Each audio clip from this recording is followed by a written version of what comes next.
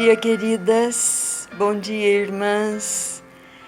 É uma alegria estar aqui com vocês nesta manhã. É dia 19 de abril, nossa terceira reunião do ano. E realmente nós podemos confirmar que como é bom e agradável vivermos unidas. Separadas fisicamente, sim, mas nós estamos tão juntas quando rasgamos o nosso coração diante de Deus, dobramos os nossos joelhos para que nossos filhos, nossa família, nossas famílias e todos aqueles queridos que pedem as nossas orações para que eles se levantem e para que eles fiquem em pé. Nesta manhã, eu quero agradecer do fundo do coração a vida de cada uma de vocês e pedir a Deus que o amor de Deus, a paz de Cristo e a alegria do Espírito Santo inundem os nossos corações e que o mundo se beneficie, aquele mundo doméstico, pequeno, mas que sintam as influências benéficas de Deus através das nossas palavras, através das nossas atitudes. Que todos os nossos atos sejam feitos com amor, em amor. Deus abençoe cada uma de vocês, o lar de cada uma. E especialmente também a gratidão pelo reverendo Leonildo, pela mensagem abençoada que nós teremos em seguida. E seremos abençoadas mesmo porque ele impetrará a bênção no final. E agradecer também a colaboração preciosa, firme, sempre junto da Doroti, que possibilitou que esses vídeos cheguem até vocês nesta manhã. Que nós sejamos perseverantes na oração, incansáveis na luta, firmes na fé e vitoriosas por Cristo Jesus. Esta é a minha oração, este é o meu desejo. E abraço cada uma com aquele carinho, o carinho que nós todas temos e recebemos da fonte de amor, do trono de graça, do nosso amado e querido Deus. Um belíssimo domingo.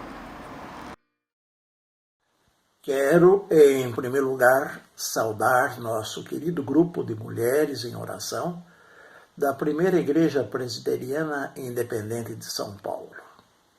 Em segundo lugar, expressar o meu desejo de que no meio destes difíceis tempos de pandemia e de quarentena, a oração, a esperança e a confiança em Deus continuem sendo instrumentos de resistência para cada uma delas e para todos nós, integrantes da família de Deus. A lição bíblica proposta nesta oportunidade é tirada das escrituras judaicas do Antigo Testamento, quando os israelitas recém-saídos de alguns séculos de escravidão no Egito entraram em uma quarentena, não de semanas, mas de anos. Atrás ficou o poderio de Faraó. Na frente deles, a esperança da terra prometida, vista como uma terra que manava leite e mel. Nesta terra se concretizariam as promessas divinas de paz, prosperidade, justiça e igualdade para todos. Porém, entre a saída do Egito e a conquista da terra, haveria não somente sacrifícios, mas também uma peregrinação em círculos pelo deserto, atos de desobediência ao Deus libertador, atos de substituição de Deus de seus pais por um bezerro de ouro, saudade das panelas de carne, rebelião contra o líder Moisés, tentativas de retomar nas mãos dos populares a direção do processo de libertação que não estava nem nas mãos de Moisés, mas que estava sob a direção de Deus. O resultado foi a eliminação de toda uma geração, menos de 2 líderes, Josué e Calebe, aos quais faremos referência mais adiante. Em muitos momentos, os ex-escravos pareciam confirmar a constatação de Faraó logo após a saída do Egito. Estão perdidos na terra, o deserto os encerrou. Mas Deus abriu o mar, derrotou os egípcios e os demais adversários até se estabelecerem em Canaã 40 anos depois. Pouco tempo após a saída do Egito, houve o episódio da revolta contra a fome e a sede, quando então eles afirmavam a saudade dos tempos da escravidão.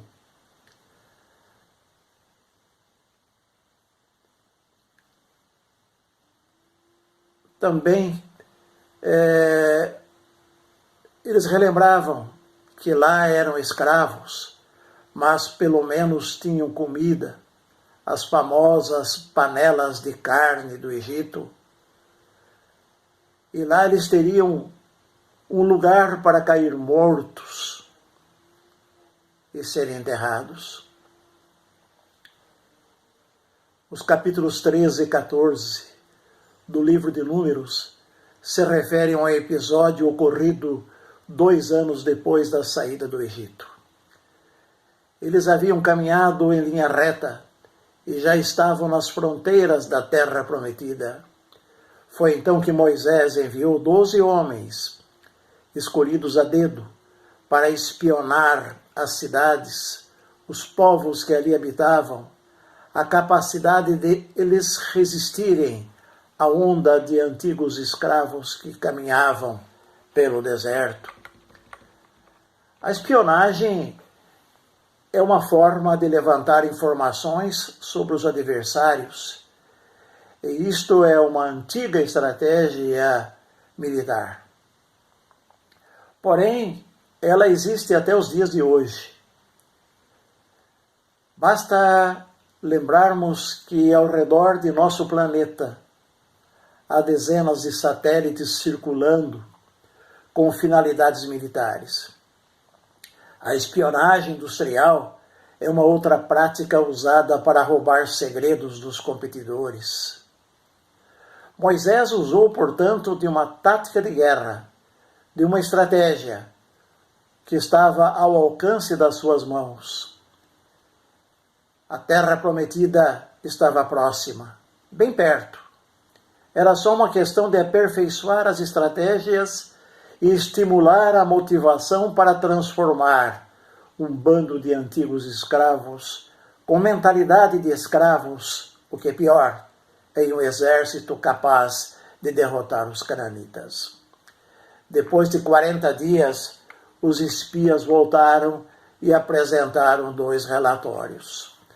Um deles subscrito por 10 espias, cuja comunicação ao povo gerou uma enorme reação negativa, de desespero, de medo e de busca de falsas soluções. Nesse relatório pessimista e desmotivador, eles disseram que o povo que habitava a terra a ser conquistada era um povo muito forte e as suas cidades eram cidades que se transformavam em verdadeiras fortalezas. Os 10 espias viram ali até gigantes, diante dos quais eles se sentiam pequenos, como se fossem meros gafanhotos.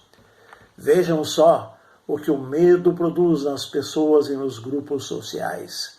Desmobilização e desalento, com a liderança de Moisés e Arão, descrença no projeto de Deus. O segundo relatório, apresentado pelos dois outros espias, Josué e Caleb, foi um relatório otimista e aceitável por Deus e por Moisés. Esse relato dizia que a terra espionada era muito boa mesmo, e se o Eterno nos ajudar, fará com que entremos nela, dizia o relatório. O Eterno está com a gente e não seremos derrotados de forma alguma.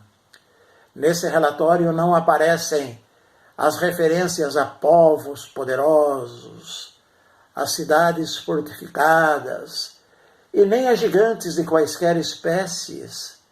Aliás, gigantes talvez criados mais pela imaginação doentia e que cresceram e se tornavam cada vez mais altos e fortes à custa do medo, da morte e da derrota que estava sendo imaginada pelo povo de Israel. Contribuiu também para uma desastrosa decisão tomada que aparece no capítulo 14 de Números, partir para a guerra. E isto ocorre depois de uma noite de muito choro, de circulação de notícias falsas. Vejam que já havia fake news naquela época. Moisés e Arão quase foram linchados. As palavras dos rebeldes eram estas: vocês nos trouxeram para este deserto para morrermos de fome.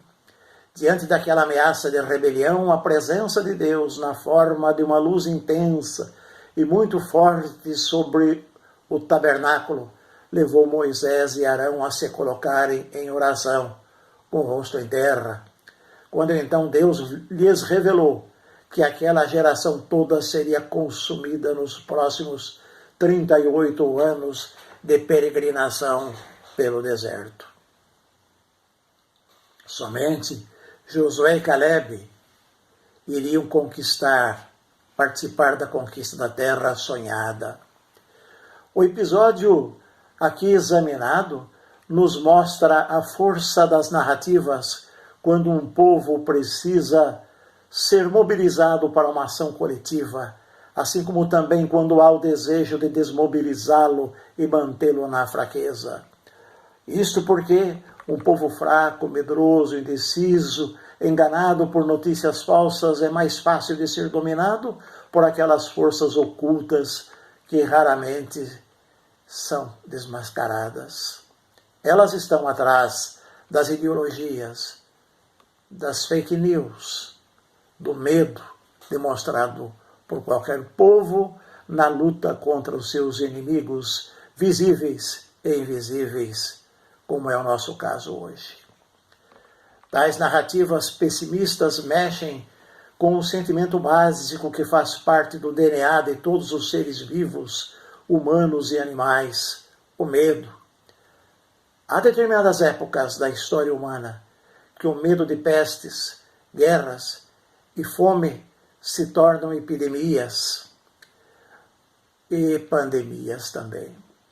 Durante a Idade Média e nos séculos anteriores à reforma do século XVI, houve uma epidemia que dizimou a população europeia, a peste negra.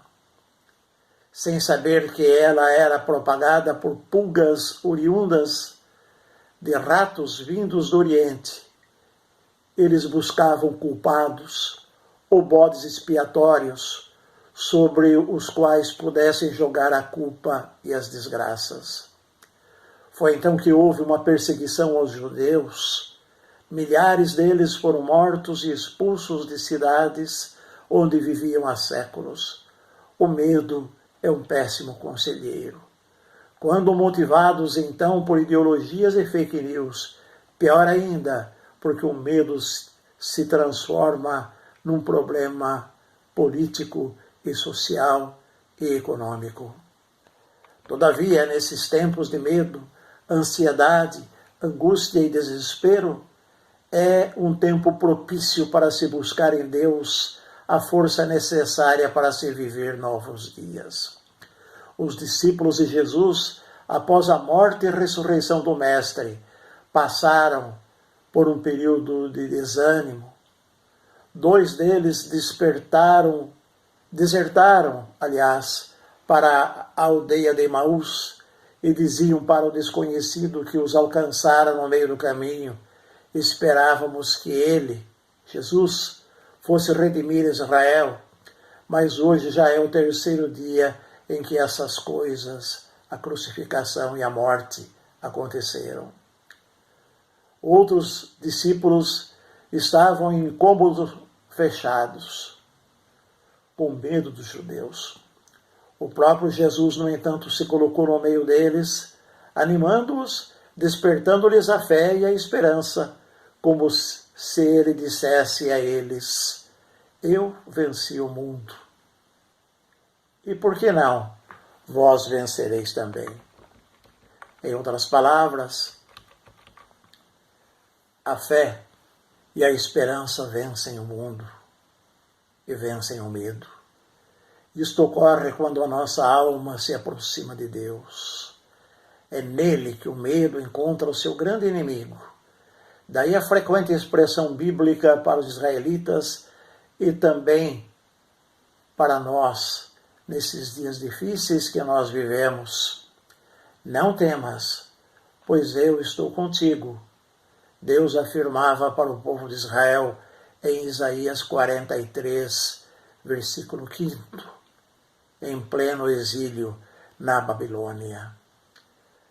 É possível que estejamos num momento de muito desânimo. É possível que estejamos num momento de querer abandonar os sacrifícios para se atingir os propósitos. No caso dos israelitas no deserto, era a terra prometida. No nosso caso, uma situação de paz, ordem, amor, fraternidade, misericórdia e cura das enfermidades. Por que não nos aproximarmos então de Deus e pedir a Ele a força, a energia necessária para enfrentar todos os inimigos visíveis e até o poderoso inimigo invisível, microscópico, que nos ataca nestes tempos de pandemia? Que Deus possa abençoar e derramar as suas bênçãos, não somente sobre este grupo Mães em Oração, mas também a todos aqueles que fazem parte desta e de outras comunidades cristãs espalhadas por toda a face da terra. Que a graça de nosso Senhor e Salvador Jesus Cristo, o amor de Deus onipotente Pai, a comunhão e a consolação do Espírito Santo de Deus sejam com todos vós e com todo o povo de Deus espalhado virtualmente por toda a face da terra, agora e para todo sempre. Amém.